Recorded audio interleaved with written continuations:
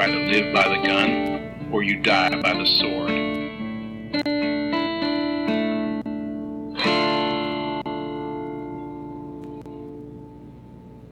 Welcome to the Good, the Bad, and the Weird podcast, where we got the devil in us. I'm Nico. And I'm Chris. And we are kicking the end of Season 6 off with a series of Grindhouse and Carsploitation flicks. Back at it again, where we belong. Exactly. And if you haven't guessed already, we are doing Planet Terror, specifically the extended editions. Have you ever wanted to see multiple boobs and a man's penis melt? This is the movie. Yeah. Don't know where else you're going to get those two things. I'm sure you could find others. I have a couple. Some of the ninja movies. Sure. Trying to explain this movie to people who are not in the Grindhouse world is fun, because this movie is the most hodgepodge and the most ridiculous, and it's all on purpose, and that's why it's so good. Mm-hmm. And so, for those unfamiliar, Planet Terror was written and directed by Robert Rodriguez. Yes, in case you were wondering, music also by Robert Rodriguez. And John Carpenter.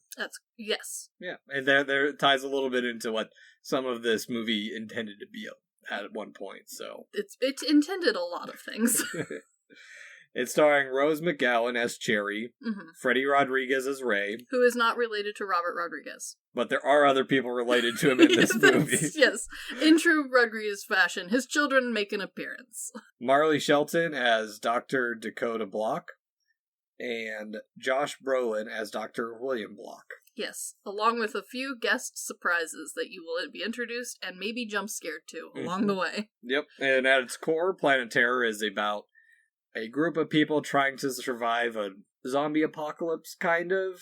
It's kind of a zombie apocalypse, but it's also not a zombie apocalypse. Mm-hmm. And the reason it's called Planet Terror is for fun. Ish. There actually is a reasoning behind it being Planet Terror, which I'll get into when we get later on in the movie. However, if you aren't going to listen to the delightful commentary that comes with the DVD, you will never know. No. Because it's not in the movie.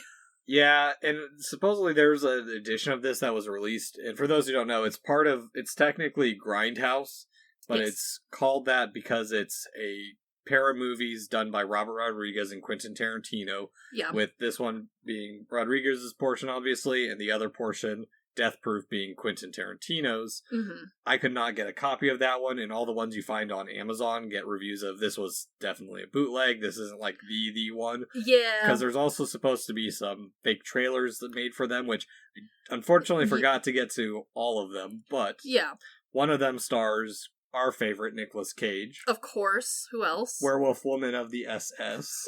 That's so silly. I do think that, especially if you know that Quentin Tarantino and Rodriguez were kind of... Granted, this, on paper, everything is written, directed by one and written, directed by the other.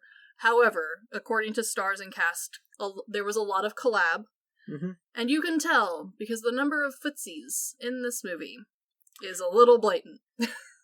As Mary Elizabeth Winstead said in her commentary for Scott Pilgrim vs. the World in the Boot Shop, For Quentin. And I think it's wonderful that the two of them could come together and agree on a few things, because Robert, as we will get into, has his own signature quirks. Mm-hmm. They're a little bit more stereotypically normalized than Quentin's are, but that's fine. Yeah, well, and one of those little quirks with this movie, and one thing I found fascinating, is that when they got the green light to do this, he only had 30 pages of script written, and for those translations, 30 pages in a standard script, not including an action script, of course, is about 30 minutes of footage. He had the intro done. Mm-hmm.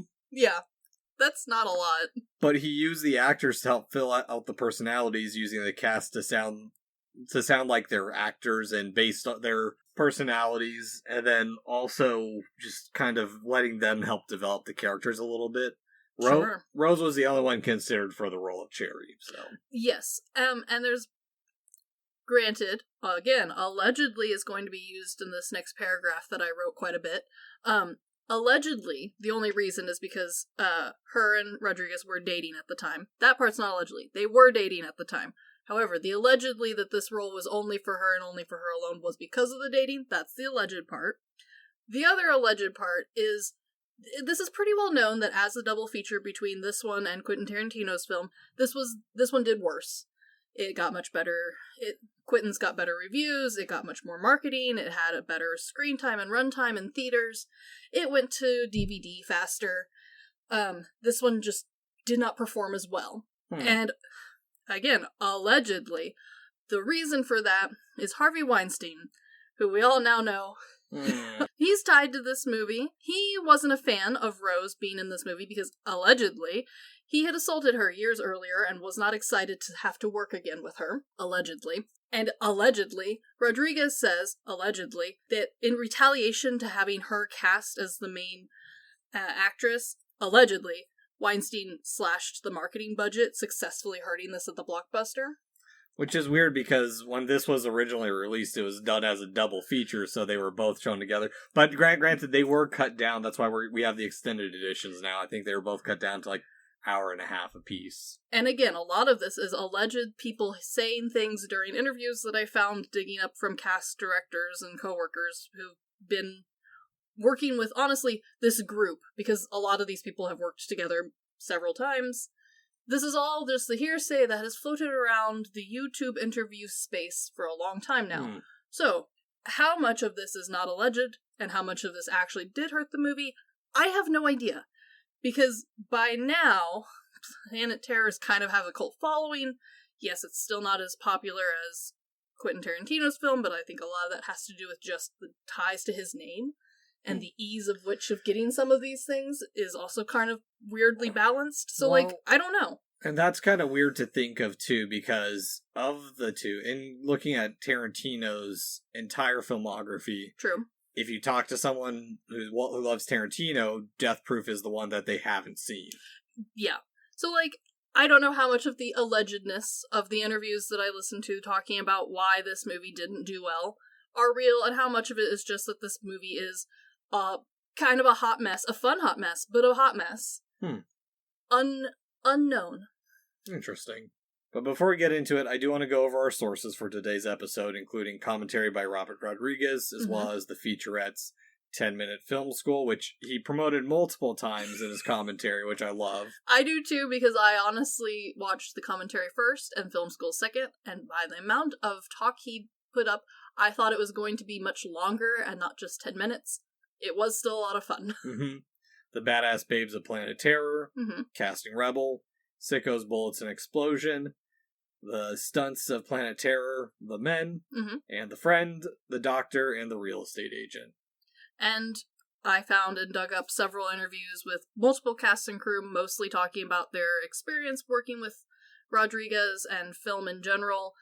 Most of them were honestly just talking about how much fun they had working together and why they kept signing up for his ridiculous movies. Yes. No, so. I mean, yeah, that we'll get into how ridiculous this movie gets, but before we do that, Chris, what are we drinking today? Well, we really do need to set the tone for this film, so we have Bud Light Lime. Specifically, because it felt a little... Bud Light felt a little too good. It did. I do like that we've classed it up with the glass bottle, though, not the can. Oh, always glass, never can. Of course. Well, unless you're on the river. Cheers. Cheers. It tastes exactly like I remember it. Yeah. Glad it hasn't changed in all these years. Yeah. Barely lime. Barely lime. Barely Bud. Alright. But Grindhouse. Oh, yes. The preview with Machete is solid. I love it. I love that we just jump right into a completely different movie. Well, and the only thing I'm disappointed with is both the DVDs, none of them have all the other trailers. It's only Machete. I would have loved to see the other ones because Machete really sets the tone for the stupidity of the rest of this film. Yes. Well, I also like it because it makes me feel like I'm going to the Alamo Drafthouse to watch like a low-budget style movie. And It is a relatively low budget. I think he said this was like his lowest budget since Desperado, or no, El Mariachi. Which, granted, by us Poros standards, it's still a lot of money. But for a movie, yes, this I think was around the 23 million mark. Well, and on top of that, Rodriguez mentioned that he had to cut corners specifically so that Tarantino had money to make his half of the movie, because all that funding was for both movies. Yeah, so, like, it makes sense, and also, we'll get into it more as the movie progresses, but honestly, this is the kind of movie where a smaller budget helps it so much more than having a large budget, because we have to get very creative of what we leave in the film. Oh yeah, or what you don't remove from the film either. That too. But I guess this was also originally test footage to make Death Proof, or like or more of the proof of concept of what he was trying to do with this to get the style of Grindhouse going, but it was also a way to get his mindset out of Sin City, which he had just done before. And this was also originally written for Danny Trejo to give him specifically an exploitation film of his own, since he couldn't have done that originally with Desperado. Yes, and also a great way to sell this movie, because you do watch this intro, realize that it's not actually the start of the movie, that it's a built-in commercial for a different movie, and you think to yourself, you know what? This movie actually does look pretty good. And especially now having seen Danny Trejo in all of these family-friendly films, it's nice to see him where he belongs. In the back of a motorcycle, wielding a gun. Yeah, I keep stumbling upon a bunch of like werewolf and vampire movies that he's in. Yeah, he shows up in movies that I would not have personally been like, you know who belongs in this film? Danny Trejo. But every time he's in a movie, I enjoy his presence. Yeah, I do too. This is one of the only films, granted, this is not even really the movie yet, this is just the intro preview. But this is This is correct. That eventually did get turned into its own movie, along with Hobo with a Shotgun, which we covered our first season. Way back in the day, and is still, for some reason, your IMDb homepage. It's stuck on it, and I don't care to change it. To even further set the style, we go from the trailer to warning that this is a restricted film, which this is commonly used in Tarantino's movies, and I did want to use this fanfare for us at one point, too, because it's just iconic. It is. But in regards to the music, they use quite a bit of music from John Carpenter, and at some points he was thinking that, okay, well, what if this movie was that lost Carpenter film that he did between Escape from New York and The Thing? Which makes a lot of sense. Rodriguez also talks about when he was actually composing the music for the portions that he composed as opposed to Carpenter, he purposefully spent a lot of effort to make sure it sounded like Carpenter so that everything would kind of go together. And I do love that you can tell which ones are the original works of John and which ones are Robert's originals, because Robert's sound like other John's music. And John's original pieces sound completely new, but in his style. There's several that, like, my husband would perk up and be like, that's from... Oh, wait, no. That's a little bit different from another movie. Oh. There's a lot of very similar riffs, there's a lot of very similar tunes, and honestly it works because this is supposed to be kind of a lower budget film where, like, probably using stock music would have been just fine and acceptable. Kind of impressed we have original works, to be honest with you. Yeah, well, and also my uneducated ass couldn't tell the difference, so... That's okay. I think a lot of it comes down to the fact that, like, there are certain music composers who, like, you can point out, right? And some of them specifically make a name for themselves as, like, I sound this way. Danny Elfman is a good example. John Carpenter doesn't necessarily sound a very specific way, but his works are so unique and, like, well-known that when you're like, I'm going to copy his style, you just end up copying his music, because it's not like a specific style, but it kind of is. Like, there's a theme to it, and you just accidentally ended up with riffs from other movies, which kind of worked out even better. Because, again, this movie is such a hot damn mess. Oh, yeah, it is. That it kind of adds to it. Well, and speaking of the messiness of the movie, what do you think of the dust and grit distortion added to this? Okay, I'm a sucker for this. Okay. This is a stylization that I think improves a heavily CGI'd film. Because when you look at this movie, it truly does have a nice 70s, 80s look, but it's from 2007. Well, yeah. Well, the other thing is, this movie isn't as heavily CGI as you think. No. It's a lot of mixture of the both. There is a lot of CGI, a fair amount of CGI. Yes. But it's mixed with the practical, so that way it blends together. And I think having the practical, of course, will always make a film last longer. We've talked Two Wheeler Blue in the face about that. you need CGI at some extent, especially for a budget this small. Mm-hmm. Trying to go up to be this big double feature like this. It wasn't a small budget for tee-hee funsies' sake. Like, they did plan on making money on these movies. Yeah, well, it's used, like, very simply in ways that you can't tell unless, like, you're probably looking really closely and you work heavily with CGI. Exactly. Like, the helicopter at the end, they only had enough to make the body, and then everything else is CGI'd. And there's, at the very end, there's some CGI work because we are not actually allowed to touch the ancient ruins. Mm-hmm. It's minimal. No one cares. Yeah, it's like, at the very end of the movie, too. Yeah. So, like, having the extra, like, so, like, quote-unquote, filter over the top feels like a film student's, like, idea. And having listened to Rodriguez's talks about his, like, process for this film and how he really was trying to, like, go back to his, like, beginnings. How would, when you were learning to make a movie, how would you make the movie? What film school, like, basics would he use? And he talks about how, like, yeah, if you can't get a hold of actual old film because it's hard to work with, it's expensive, just put a filter over it and time it correctly. Well, and the reason he did it specifically for this was to make it feel like there were a few copies of the movie distributed or sold. And so he was very meticulous in it, too, because he didn't want to make it feel like too repetitive.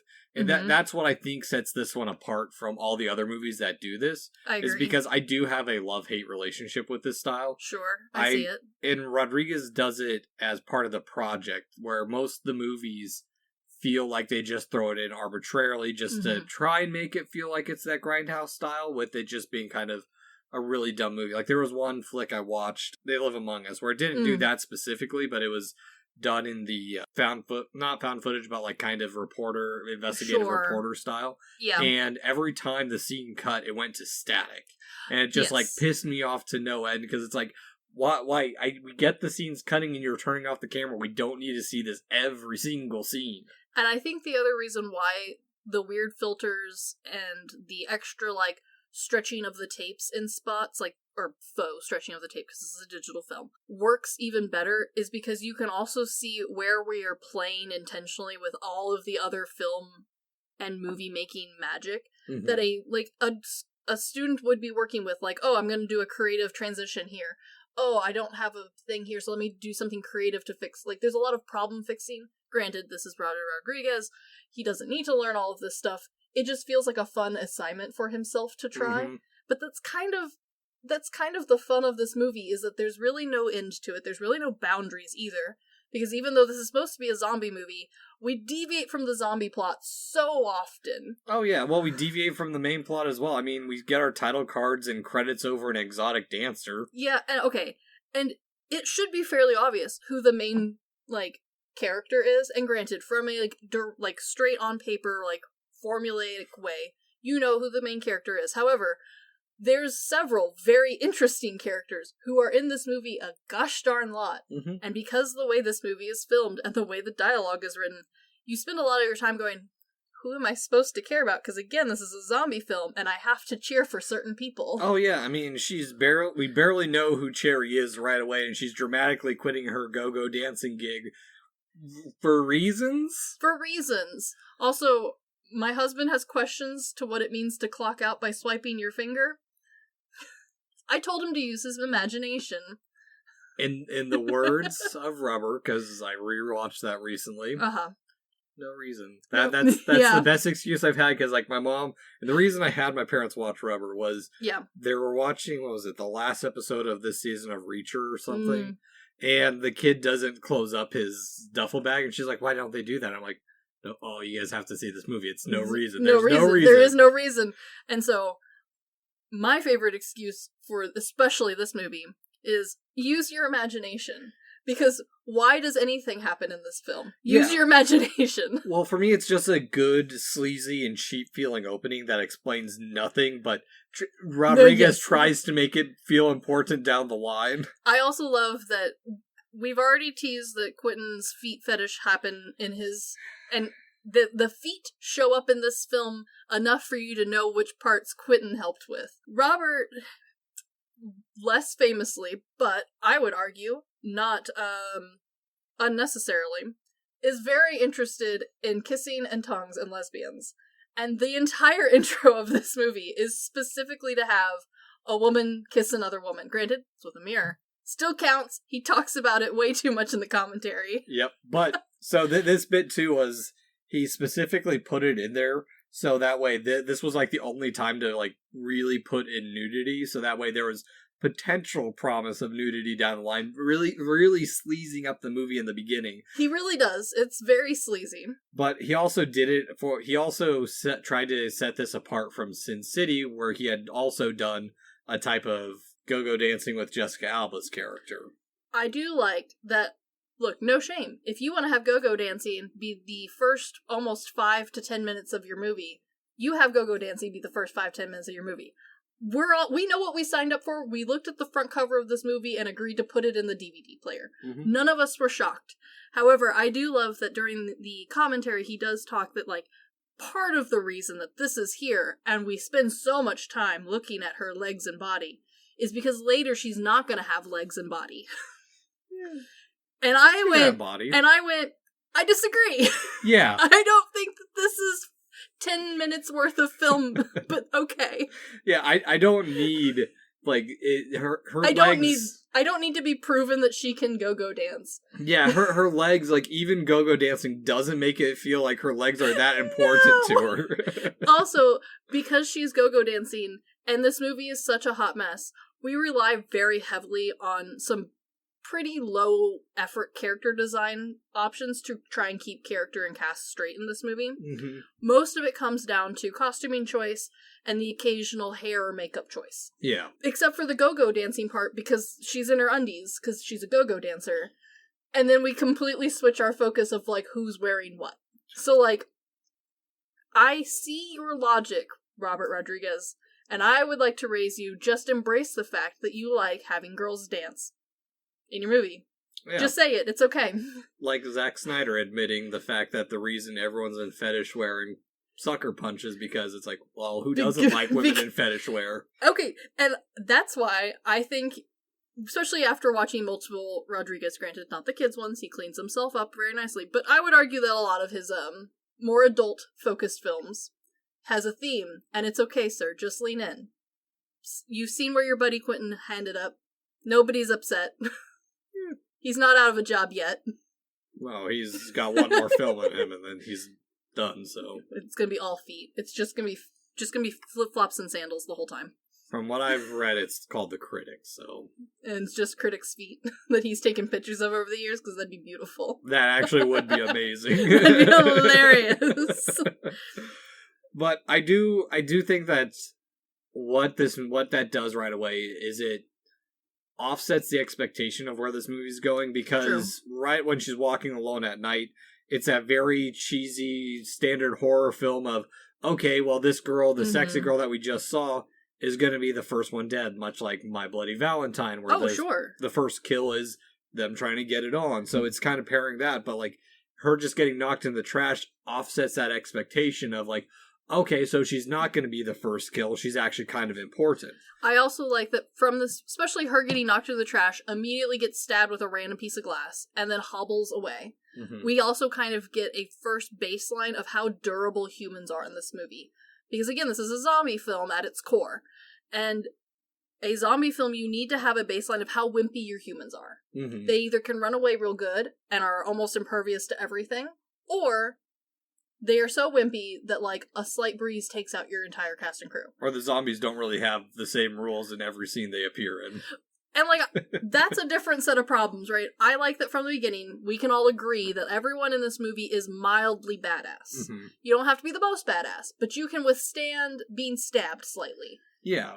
Well, it's also a solid transition to keep the plot going. Instead of her just walking alone at night, it transitions into setting up the threat of the military and the very, very vague secret experiment, which I love. Everything in this movie is vague, and that's the best part. Yeah, no, it's never explained. It's never what military base either. It's just military base. Or why the guy is collecting testicles.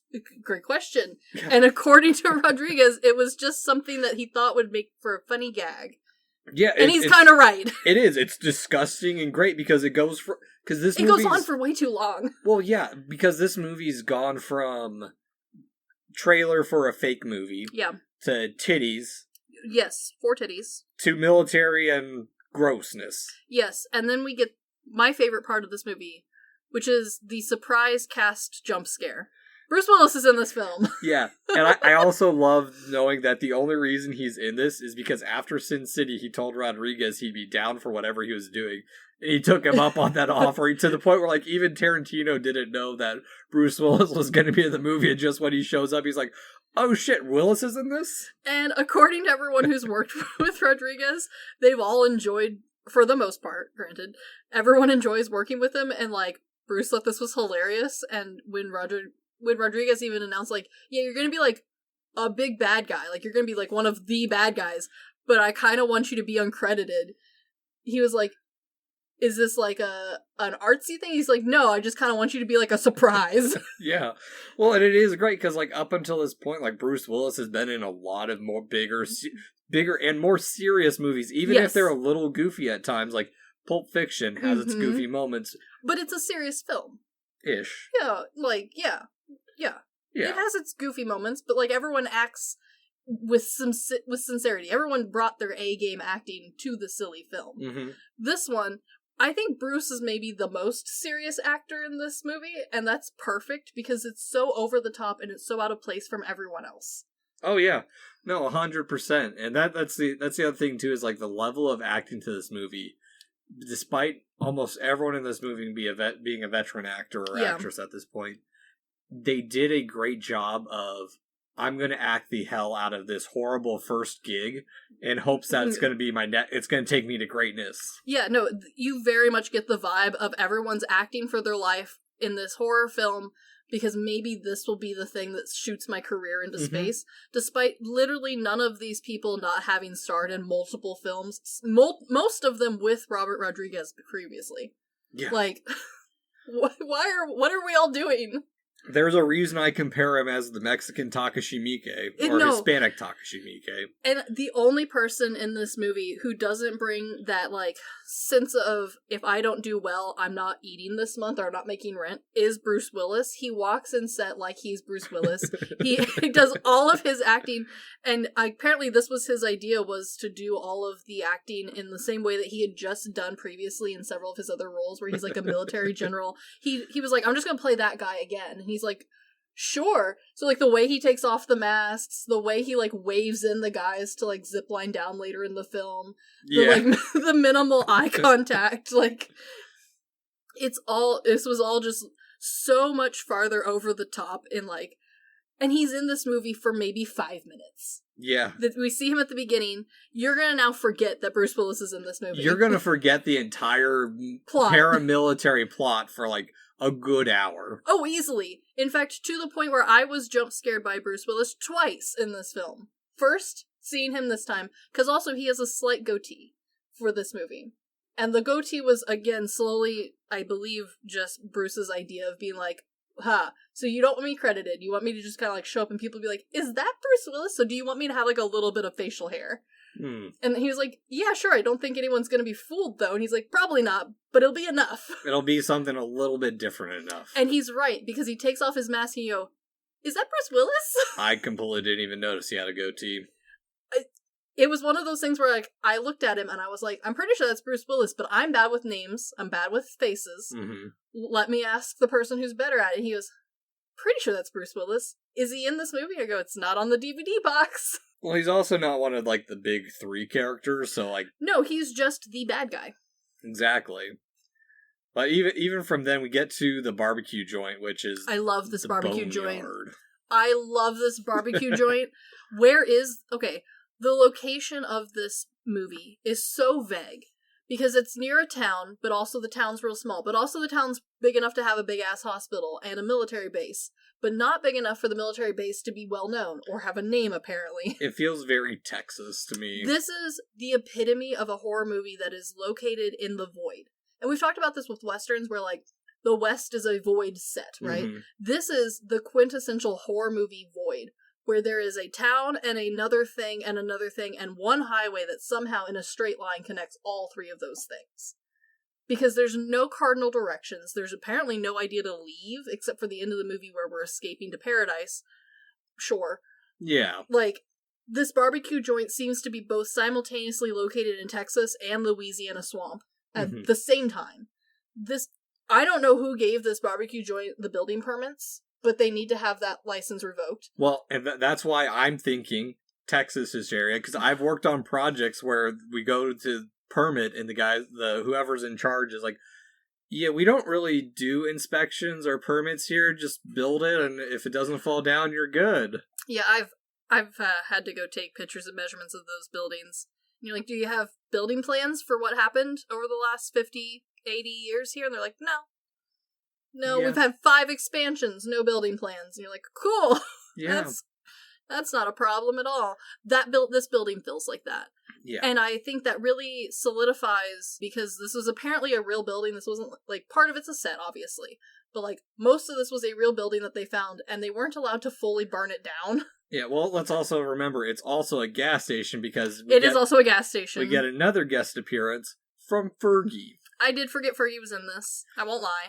And I love the line of, I'm just Cherry, because that's at the point where we're still trying to figure out who's going to be, like, the female lead without looking at the movie poster. Yeah, if you're just watching this somehow, purely without having known anything else about it, which I don't know how you made it to that point in your life, but congratulations. You're peaking. Yeah. Cause yeah, both these ladies sit down, and they both have such main character energy. They both dressed main character. And you're like, okay, so maybe we're gonna, like, Rodriguez will really fulfill his true desire and just have 2 hot female leads. Yeah, this one has a little bit more focus on Fergie's tits. Yeah, that's true. Yeah. But also, what I like with this scene is it showcases Robert Rodriguez's talent for writing such mundane dialogue, but leaving a level of tension that kind of makes you worry about what's going to happen next, because it is really cheesy, mundane bullshit. And the way that he manages to capture the bad dialogue of 70s film without just copy-pasting from other horror movies, it's so boring, it's so dry, but at the same time, I'm fully invested and I'm enjoying myself immensely. Oh yeah, I mean, because that's the thing, is like, it keeps the pace going, because there's always this underlying level of what's going to happen next, because even, like, when we transition to, like, the full moon being cheesy and it's so cheesy, introduced to the doctor couple and their kiddo, I hate the doctor couple, but I also love them because they're such a mess. Yeah, well, that's what's great, is it adds such a messiness to the movie, because now we've been introduced to an exotic dancer, a barbecue joint dude, who is so gross. We didn't even talk about how gross. We talked about how gross the building is. The man himself is nasty. We haven't even seen the gross part of him yet. Right now, That's true. He just feels like that. He feels like he's going to be the horror element. Well, not necessarily. He feels like when, like, Cabin in the Woods. Yeah. He feels like that horror gas station attendant who's not 100% feels like the gas station. He's supposed to feel creepy and disgusting. That he's, like, in on the gig. Yes. Yes, he fills that role perfectly.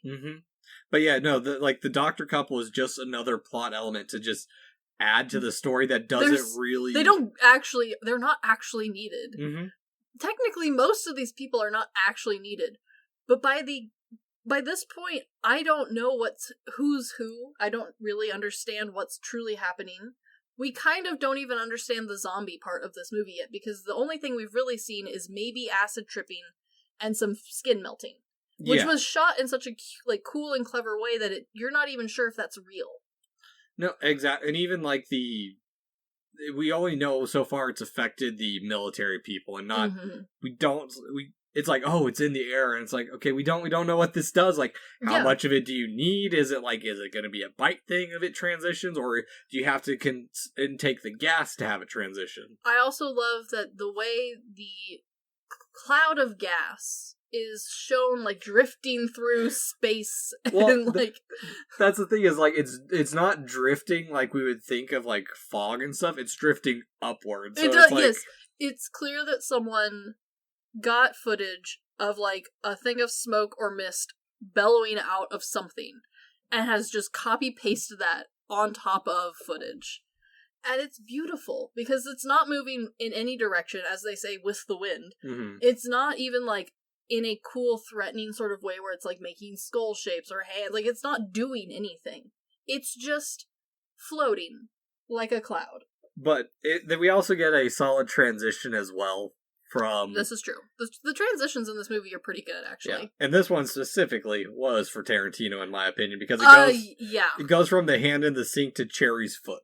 This is egregiously Quentin Tarantino coded, but that's okay, because we've already had multiple, like, is this a lesbian movie moments, which I would argue is Rodriguez's calling card. See, I don't. It's never abrupt. It's never true. He needs to embrace, but there's too many times where like the plot could have changed. Well, it does change in one part, but I'll get to that. But that's the thing is, I don't think it is. I think because like going back to Rodriguez's movies, I can't think of another like such lesbian heavy movie than this.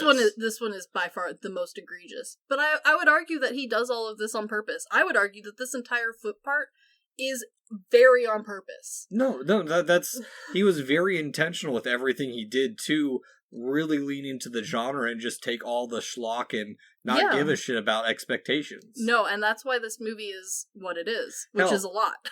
Yeah, hell, even El Rey's intro is, or not El Rey, at this point he's just Ray. Just Ray. His intro is just really cheesily dynamic and he just enters the bar. And I love that it's never done so strongly, because honestly, I don't think very many people who are just casual fans or just casual movie watchers in general are going to rewatch Planet Terror with a critical eye for filmmaking and dissect this movie. Mm-hmm. Because this movie's too silly, it's too much, it's all over the place. But it does have all the elements to do that. And so I find it so interesting that, like, he made this movie with the understanding that, like, he's going to dissect it. So he talks about how, like, you're going to come in and you're going to be the shortest guy for the first part of the movie. I'm going to film down at you. Everyone else is going to seem like they tower over you. But by the end, I'm going to shoot up. So that way you feel like you're the tallest guy in this movie. To make it feel like you're more powerful.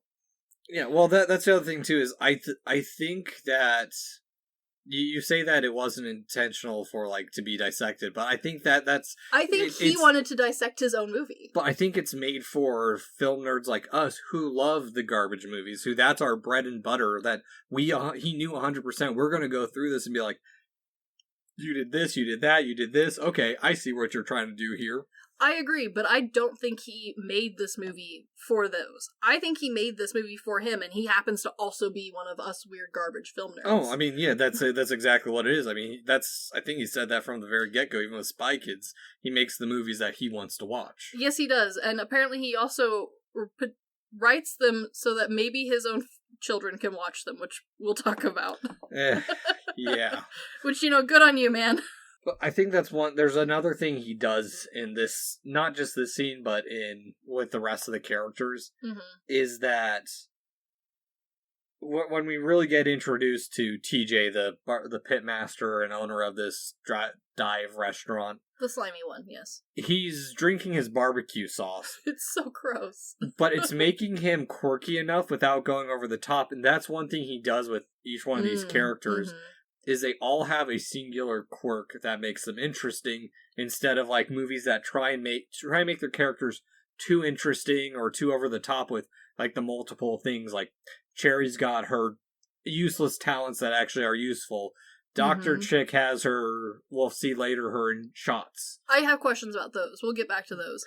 But I agree, and I feel like most of them are common enough that they don't feel too movie magic-y. They don't feel too like fake character, where like, yeah, Cherry has her quirks, but like we know that she's had a very diverse life up to now, so she's picked up a lot of cool tricks that she doesn't know else to do with other than show them off at a party. Barbecue Man is just honestly a normal slimy guy who's really into his own barbecue. Like, it's not even an unusual trait. He just happens to be in this movie. Well, that's the thing, is like, he is... Oh, it is Texas, because they do mention that it's a Texas thing that they'll never review their barbecue sauce. Yeah. Yeah. He says Texas. Look, this place is in the middle of mystery movie world. No, I'm pretty sure it is 100% set in Texas. That guy is. Don't quote me, but I'm pretty sure. But that man's in Texas. But here's the thing: is like they take that obsession. He takes that obsession with him being a barbecue pitmaster and his recipe, and makes it just that one step a little past being. He's obsessive over it. We're to the point where he's like drinking the barbecue sauce. And it's not like, oh, he has a little spoon and tasting it. He's got the bucket and the ladle, and he's just going to town on his own barbecue sauce, which you assume is the same barbecue sauce he's feeding to the patrons he would have if this place was ever shot during the daytime. Yeah, I wonder if it's why it's barbecue, if it's his nod to the Texas Chainsaw Massacre. Ooh, that'd be cool, but I have no idea. Yeah, because that's part of the roadside stop has barbecue, so... True. Yeah, there's a lot of, like, odd bits to this movie that, like, could be from other films, but it's not quite strong enough for me to be like, aha, there it is. Yeah. Well, and this is the part where he starts, and he does this pretty early on of, even though we don't know it, starting to tie the characters together, where Ray's meeting up with Cherry, but it's, the tensions build as they kind of know each other, but when we learn how they know each other and whatnot. True. But I also appreciate his attempt to try and set up Cherry as this tragic character of like, oh, you wanted to be this, well, I gave up on that. Well, what about this dream? Well, I gave up on that too. And there's actually a really good line in this scene too, where that's the problem with goals. They become the thing you talk about instead of the thing you do. Ooh, a good line. Well, it plays into a little bit of this theory or this idea that you shouldn't tell people your goals or what you're planning to do, because then it feels like you've already accomplished it. It's an interesting concept, especially for a zombie movie. Oh yeah. Well, and I also like that it creates this tension because now they're forced together because she needs a ride. True. And we see this in the next movie as well of people being forced into situations. I also think that this movie intentionally creates situations and lines and plot points that purposefully are never going to actually be, like, the center of attention. Because the entire idea of this movie is, like, much like a lot of those 70s films that this is kind of, like, going off of, there's all these extra bits that were just free-floating, and then part of the disappointment in those and why they were never, like, quote-unquote great movies is because, like, the plot was never finished through, there's all these loose ends, there's all these plot holes, and this movie purposefully and intentionally creates them with the intent of the audience is going to figure it out for themselves, kind of. Yeah, well, and here's the thing, is, like, it tries to do it subtly, like in this scene, and then in the next scene when they go back to the hospital and the doctor chick says goodbye, it's not done in a subtle way. It's like, what do you mean goodbye? It's like he balances that he balances the tension of being ambiguous with like the not so subtleness in like the next scene of like, okay, well, shit's gonna happen. Yes, and he talks about how like there's a whole chunk of this movie that's quote unquote missing. But I also think that part of, especially having listened to him talk about his like editing process, because he's also the main editor of this movie, as he is for most of his movies. He also talks about how, like, you know that there are bits that are cut from movies and left on the cutting room floor because the movie's too long, or they didn't quite fit, or it just wasn't a good take, and how some of his, like, extra dialogue where you feel like, oh, that next scene we're going to talk about that, and it never resolves, and he does that purposely because he's like, no, that was cut, and it's part of the 70s aesthetic of, like, well, you're just missing a chunk. Yeah. Granted, he takes it to the extreme in this film, but he does it on purpose. No, exactly. And I think that's what makes it work, is he leans heavily into that genre, because, and this is where we really start getting into the kind of no holes barred, because now our story's converging of a man being bitten, but he's not bleeding, which the shocking part of this is supposed to be the dick pic in the background, or the kind of dick pic. The quote unquote, which you had warned me about, which is why I purposefully waited to watch this on the big screen when there was no small eyes or delicate sensibilities. I didn't, though, warn the one man in the house who was forced to watch it with me. I knew this was coming. I was playing the game, because I had already seen this once, and I was watching it intentionally for the dialogue and the behind-the-scenes commentary, right? He's over here playing his game, because, and I quote, that movie looks like garbage, no thank you. And so he's only looking up, catching, like, glimpses of this. I don't think he still understands what this movie's actually about. And that's maybe for the best. Yeah. Because I'm playing the game, how many nips and how many balls am I going to get to see? This was a very high count game, in case you ever played that yourself. He looks up, missed all the tits, somehow. But he did get to see the weird, mutilated penis. Diseased penis that also was I can't remember if he said specifically that the other quick-talking doctor in this is an actual doctor, and he couldn't find that he didn't want anyone else because the pacing was just too right. He's like, I don't think anyone can duplicate this. Can't remember if that. Perfect. Yeah, I can't remember if that pic was from this doctor as well. But yes, this is our real picture of a diseased dick in the background, and it's so crazy looking that the fact that it's real makes this like almost a like recommendation on its own, because like, hey, you want to see something crazy? This feels like, hey, you want to see something crazy off of Wikipedia or the encyclopedia? Like, this is like the weird shit you showed each other in elementary school. Yeah, or if you dived into like rotten.org back in .net back in the day. Exactly. Yeah. But the part that makes this like really like strange and suspicious is that, again, this is a zombie film, and the zombies in this one are extra goopy. Yeah. Very mushy zombies. Rotting alive instead of, like, rotting after they're dead. Full acid, like, burns in some scenes, where it's just, like, really dripping off the skull. Yeah, but not full, like, acid milk like in some of the Japanese movies, like Robo-Geisha. Yeah, somewhere between those two extremes. Mm-hmm. And so, you could have shown me this whole movie. That thing stared me in the eyes, and I would have told you it was fake if there hadn't been behind-the-scenes commentary. Yeah. But the other thing I like about it is it adds that level of authenticity to that era. Because, again, this is ripping off those 70s movies where, like, yeah, just going onto the internet and printing off a picture of the, like, most crazy diseased thing you could find, slapping it up there. Well, and also the real doctor feeling like, okay, you got this buddy that you know who... Every film that I have listened to the commentary from Rodriguez feels like, hey, I know a guy. Mm-hmm. And honestly, that's how all of this is, because in his family films, I wasn't too surprised. Granted, I haven't listened to a lot of his commentary up until our reviews of his works. Mm-hmm. I've enjoyed his films for years, but I've never, like, sat down and studied them because they always felt silly. They always felt fun. The amount of family this man has that he squeezes in, the amount of people he just, like, has show up. One guy, we're sitting here watching, and he goes, see that guy back there? That's my realtor. Yeah. Like, what is your realty agent doing in this movie? I mean, you say you're surprised, but I don't think I know a single Mexican family that's a small family. That's true. But, okay, and especially for the kids' films, like, a lot of that made sense to me. Yeah. And for the horror movies, having actors and actresses who want to come back and work with you on, like, a silly, fun project also makes sense to me. Like, especially having listened to all of these people's, like, interviews. Honestly, I've listened to several of these people's multiple interviews for several movies that we've covered now. And so knowing that they have, like, favorite directors or favorite genres that, like, yeah, you're not going to get paid a whole lot, but it's fun. You don't have to come on a whole bunch if you're not the lead. So, like, Bruce Willis only took a day to do all his stuff, sort of thing. All of that makes sense. We're watching this, and we're watching the hospital scene specifically, and he's pointing to, like, he's not pointing because I can't see him, but he's, like, pointing out people in the commentary being like, that guy over there's my neighbor.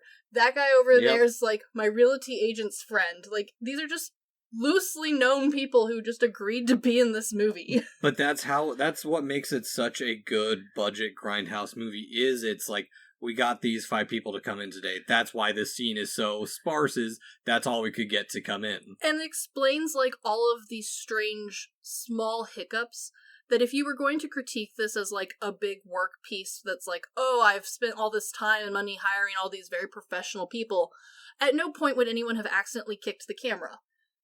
In the hospital scene specifically, the camera gets kicked, like, 2 or 3 times before even the big scene where he, like, accidentally runs over someone. Or, no, they also have the crane in the background, too, that they didn't remove intentionally. They forgot about it, but they decided not to remove it because it fit, and also it'd be too expensive to remove it for how little it's in there. And honestly, it adds to the idea that this is a 70s knockoff film where, like, you only had your friends and classmates who were working with you for your, master's program or something. Yeah, at times it feels like Ed Wood movies where it's like they walk into the door frame and they don't remove it because they only did one shot of it. Yeah, and honestly, it kind of adds to the charm of it, and I kind of wish I saw more movies, especially low-risk movies like this one, where, like, we're not terribly worried if the critics like this film. then leave all this stuff in, because honestly it makes the rewatchability great, because I watched the first time, just enjoyed it. Second time, I'm over here counting how many nipples I'm gonna see, I'm seeing how many people look directly into the camera lens, how many people trip over each other, or door frames, or like kick the camera. Yeah. And it makes for a really fun rewatch. It also makes a good time to like have friends sit with you, and I can be like, hey, look at that. That's a real penis. Yeah, no, exactly. Like, this adds to the movie, honestly. Mm-hmm. Well, and that's what's great about it too, because like even like the like it's brought up the quirkiness of the characters. They all have that little thing, like the doctor is constantly checking his thermometer and feeling his pulse. I love it that it's a glass thermometer too, because it sets up that tension from the beginning with like, you're gonna break that, and it makes it feel old. It does. It also makes the worst noises ever that he definitely amplified. Yeah, glass and teeth just really is not my thing. Anything eating wise is not your thing. That's true, but he did talk a little bit about how like he did amplify the mouth noises for the just to like really emphasize that like this is going to be a problem. Not only is he a hypochondriac and a doctor working in an ER that's about to be flooded with zombie patients, but also hint like this is going to be a problem. Yep. Well, and even his wife with the medical shots that her little friends, so to say. I have so many questions on how that's even remotely legal, because most of this movie is somewhat realistic in a way or two. She's the most out of left field, other than maybe the Bruce Willis character. We'll get into Ray a little bit We later. will, because she's fun. I like her, but boy, there's a lot happening over there. Of the least realistic characters, I'm going to go with Cherry. Cherry's, yeah. Especially at the end. Yeah, okay. Yeah. But I do like that we transition from this to finally getting back to Fergie breaking down. I don't even know her character's name. I just know her as Fergie. Yeah, no, just like I don't know what Bruce Willis's character's name is. Just Bruce Willis. But there's a nice reference to Jungle Julia from Death Proof, and forgive me, I did not look at which order these films were supposed to be watched in. I believe this was the first one. Okay, we just did it in this order because it tied into Spy Kids and Shark Boy and Lava Girl. From what interviews I could find, because again, the copies we have are loose and running around free willy-nilly. But from the interviews, my understanding is that this was the first one. Quentin's was the second one. It kind of led into the idea of, like, this was the worst one. It was, like, the pre-show. Yep. So, like, whatever. Well, and also what I like with this scene, too, is her being alone at night is different from Cherry's. Yeah. Because we've had Cherry connected to another character. Fergie's only appeared in one scene with another character and she's not connected to anyone else. So obviously her death is good. She's doomed from the start. Yeah. So it starts building up the death and the tension. And I also totally appreciate the zombies taking her off the road as Ray and Cherry drive by. They, like, pull her away in the way that you get told, like, okay, you're gonna pull her off stage, but don't pull too hard because it's not a stunt actor or anything. Like, so they're just, like, gently scooting her along the road. And, like, their whole explanation is like, what was that? Roadkill. I heard in a article that eating roadkill has gone up by 30%. Which I think he actually took from, like, some news article. Or... He claims, I tried to find this news article because as someone whose family has been regularly accused of roadkill foraging, we don't. That's a myth. She just eats peas out of a bowl like a raccoon. Thank you. That's sanitary. I was interested what supposed study had gone out.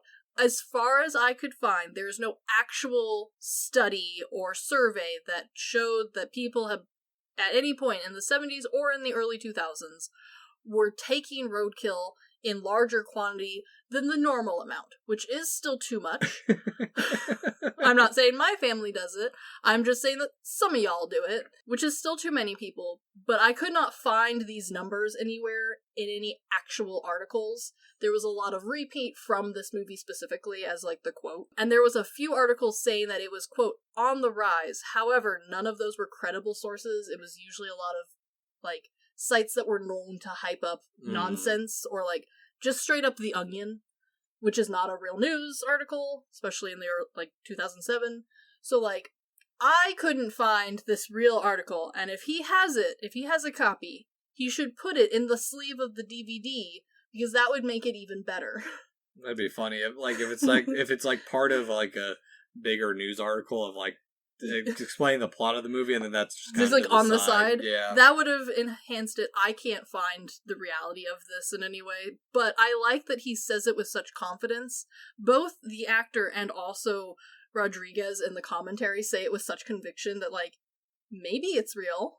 They said it with such enough conviction that I spent multiple minutes trying to hunt this sucker down. Yeah, I took it at face value. I'm like, all right, cool, whatever. Yeah, no, there's not a 30% rise in 2007 or the 70s of people like coons taking roadkill off the side of the road. You might want to rephrase that. Coons do eat meat. Vultures? Do you want me to change it to vultures? Because they don't really move things much. The coon's slang for another thing, Chris. No, okay, sure. Raccoons. Raccoons. She means raccoons, people. Yes. No one says the first half of the word. But I apologize. Yes, raccoons. Yes. I just want to be clear. Yes. But I also love that where this movie starts where it starts having that Rodriguez even more flair. Yeah. We saw it in Spy Kids, where when a character says something, they're going to do the opposite, where they warn of swerving out of the way for roadkill, and then proceeds to do so. True. Very true. Yeah. And when Jared gets kidnapped, we get to see enough of a hand to be like, oh, it's an infected. Mm-hmm. And then this is where Ray's quirks start coming in, but we never get him fully explained because... No, he's just existed. He has night vision scope with it. That's... For no damn reason. Exactly. Yeah. And then even like Cherry's leg removal is one of the cheesiest because it's like completely ripped off. It's gone, yeah. No, all of the pulling apart of people in this movie is done in such the goofiest way possible. And part of that is, I think, to emulate the 70s styling. But I think the other reason is, like, we already were very graphic in this film. Mm-hmm. But there is a line that you can see him towing around. Where this is graphic film, but it's not so graphic that a standard horror person couldn't get through it. He toes that line. Because the pulling apart can get pretty bad if you go really realistic. Yeah, because he's ramping it up. We didn't see Fergie get killed. This is really our first piece of true gore outside of the nuts getting cut off. True. But it's also the way to put the doctors and this young couple together and bring in the cops. Oh, yes.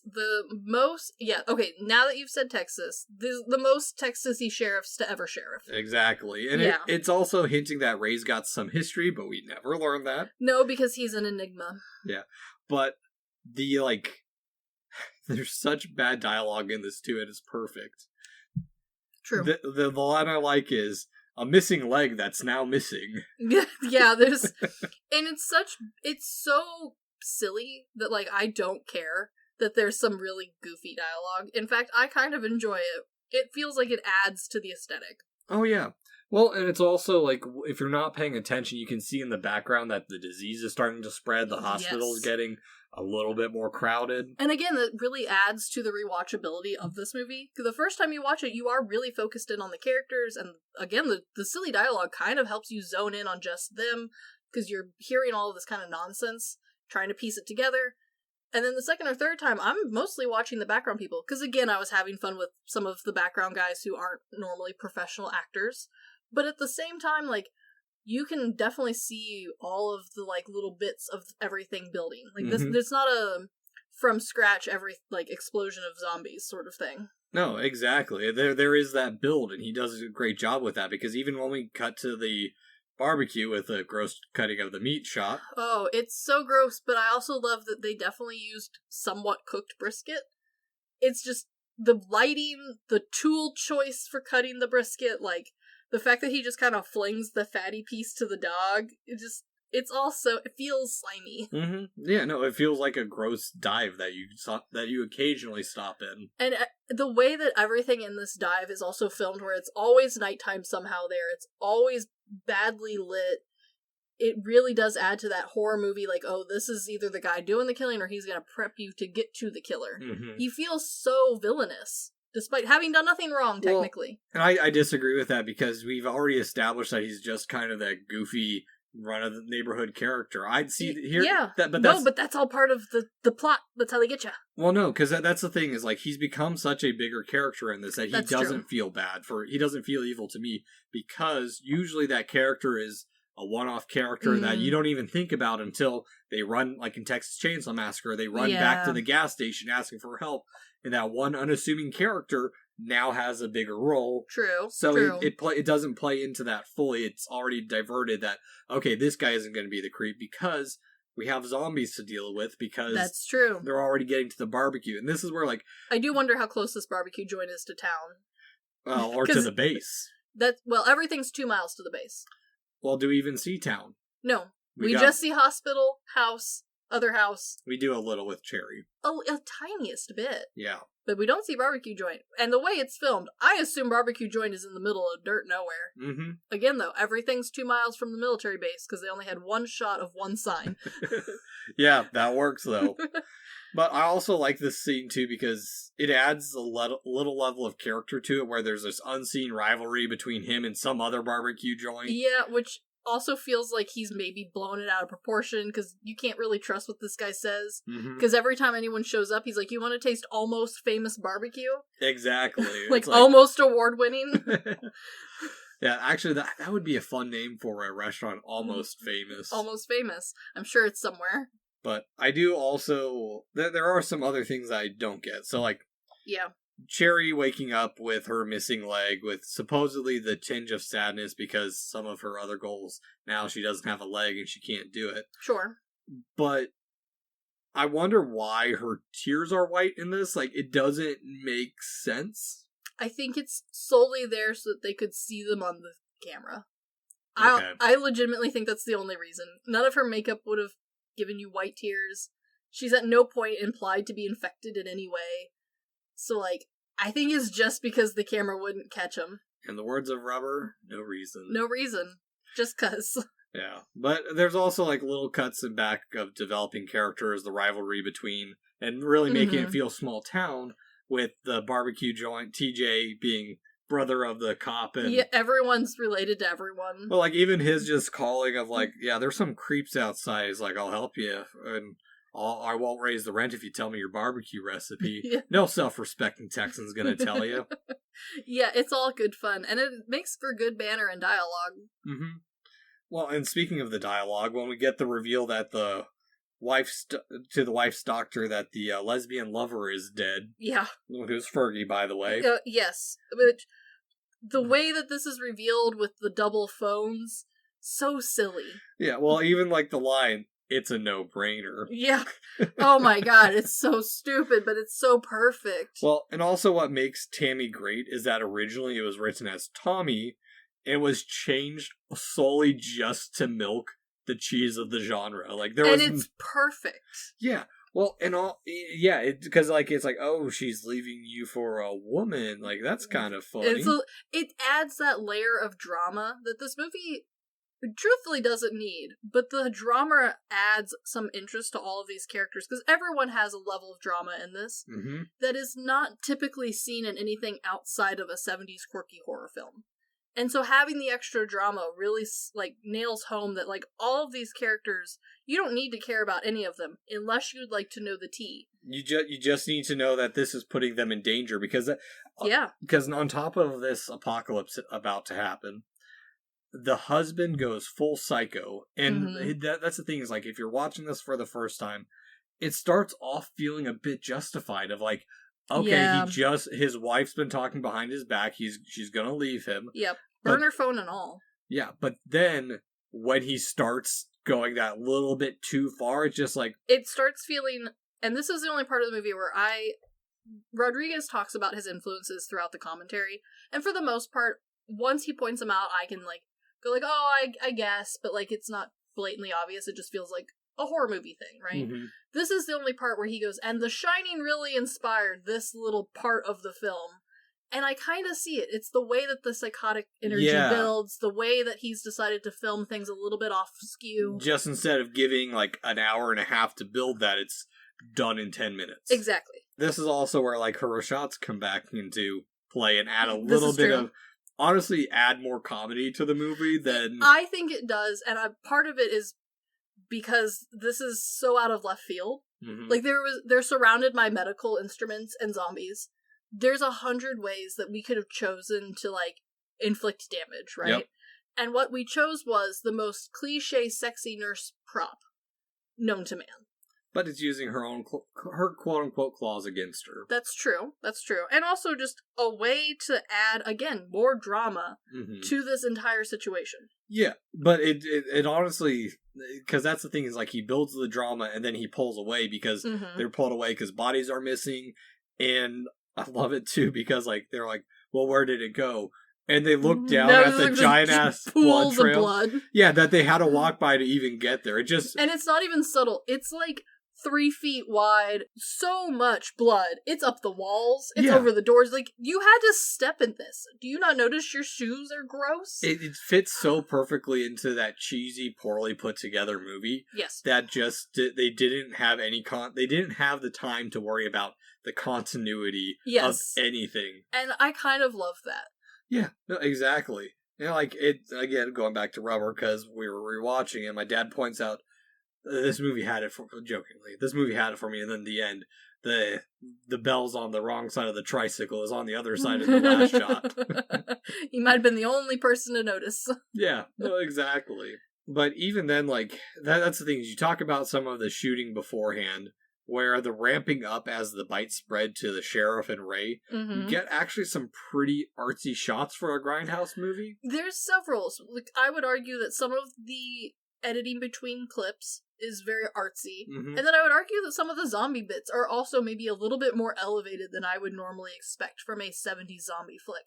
Yeah, and maybe that's like the nod to that. Some of those movies, while not good, have good bits to them. And I agree, and I also think that, especially having listened to him talk about all of these movies and pieces of inspiration, when he's not talking about his friends and family who are in the movie, he's talking about the inspirations that he had. And some of them are very easy to see. Like, I would argue the Shining scenes, I think, are pretty obvious, especially once he points out, like, what parts he was pulling from The Shining, like how the psychoticism was happening.